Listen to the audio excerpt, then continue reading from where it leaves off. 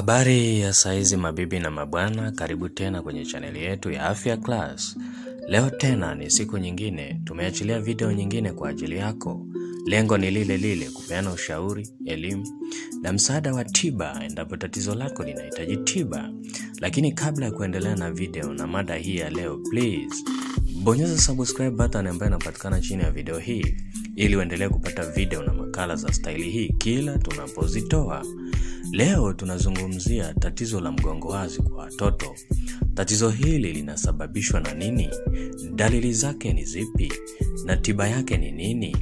Tazama video hii mpaka mwisho, nimeeleza kila kitu.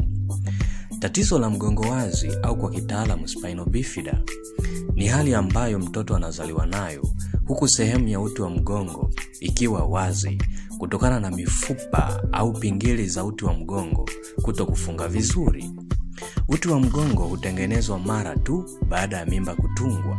Ikiwa kuna kasoro katika utengenezaji huu wa uti wa mgongo, basi sehemu fulani za uti wa mgongo zinabaki bila kuzibwa.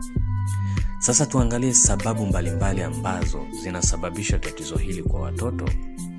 Unachotakiwa kufahamu ni kwamba hakuna sababu ya moja kwa moja ambayo mpaka sasa inafahamika kama sababu ya kusababisha tatizo hili. Ila tafiti mbalimbali zinaonyesha zipo sababu nyingi ambazo zinaongeza hatari ya kupata tatizo la mgongo wazi kwa watoto. Na baadhi ya sababu hizo ni pamoja na hizi. Namba 1, upungufu wa folic acid au vitamin B9 katika kipindi cha ujauzito. Tafiti zinaonyesha kwamba folic acid husaidia sana kwenye uumbaji mzuri wa sehemu hii ya uti wa mgongo. Hivyo, upungufu wake huongeza hatari ya mtoto kuwa na tatizo hili la mgongo wazi. Kwa hii ni miongoni mwa sababu kubwa ambayo huongeza hatari ya mtoto kuzaliwa na tatizo hili. Sababu ya pili ni family history. Kuwa na historia kwenye familia ya mtoto mwenye tatizo la mgongo wazi au kasoro nyingine za nyuro chubu huongeza hatari hii. Wazazi ambao wamepata mtoto mwenye kasoro kwenye mrija wa neva au nyuro chubu wana nafasi kubwa zaidi ya kupata mtoto mwingine aliye na hali sawa na hiyo. Sababu nyingine, matumizi ya baadhi ya dawa.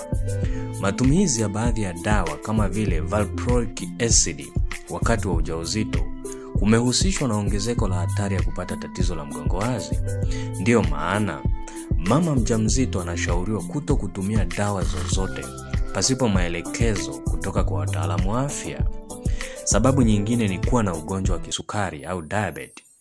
Akina mama wenye ugonjwa wa kisukari, hasa ikiwa haujadhibitiwa vizuri, wana hatari kubwa ya kupata tatizo hili la mgongo wazi kwa watoto wao.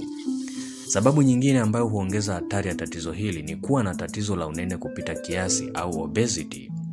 Pia zipo tafiti mbalimbali zinazoonyesha unene kupita kiasi kwa mama huweza kuongeza hatari ya matatizo kwenye uti wa mgongo wa mtoto, yani neuro tube defect, ikiwemo tatizo hili la mgongo wazi au spina bifida kwa mtoto atakayezaliwa. Je, ni dalili zipi ambazo ukiziona zinaweza kukusaidia kujua kwamba mtoto ana tatizo la mgongo wazi? Dalili kubwa kabisa ni hii: kuwa na uvimbe nyuma chini ya mgongo. Lakini pia huweza kuambatana na dalili zingine kama vile mtoto kushindwa kutembea ama kukosa hisia katika miguu. Mtoto anaweza kushindwa kuzuia haja kubwa, na hii hutokea kwa baadhi ya watoto. Lakini pia, je, vipi kuhusiana na matibabu ya tatizo hili? Ziko tiba mbalimbali ambazo huweza kutumika kwa mtoto mwenye shida hii. Miongoni mwa tiba hizo ni tiba ya upasuaji pamoja na matumizi ya dawa na viinilishe. Wanawake wengi walio katika kipindi cha kuzaa na wajawazito hawatumii vyakula vyenye vitamin B au folic acid inavyopaswa. Hali hii huongeza hatari ya tatizo hilo. Kwa ndio maana unashauriwa kutumia vyakula vyenye vitamin B au folic acid kwa wingi. Je, mtoto wako ana tatizo hili na hujapata tiba bado? Kwa ushauri zaidi, elimu au tiba, usisite.